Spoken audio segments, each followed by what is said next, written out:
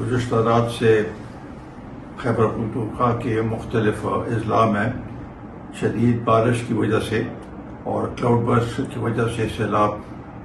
خطرناک سیلاب کی وجہ سے کافی تباہی ہوئی ہے،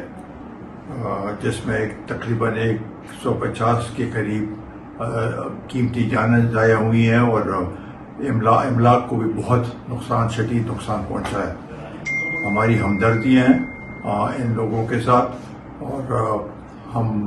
یہ ہماری حکومت سے ڈیمانڈ ہے کہ ان کی بحالی کے لیے ریسکیو آپریشن کو تیز کیا جائے۔ صوبائی حکومت کا جو ہیلی کاپٹر ہے اس کا بھی ایکسیڈنٹ ہوا ہے اور اس میں بھی قیمتی جانیں ضائع ہوئی ہیں، اس کا بھی ہمیں افسوس ہے۔ ہماری ڈیمانڈ ہے کہ یہ صوبائی حکومت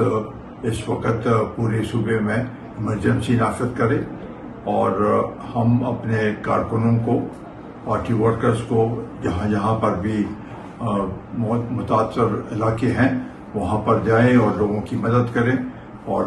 جو بھی ضرورت ہو ان کے ساتھ شانہ بشانہ کھڑے ہو کر ان کی مدد کریں۔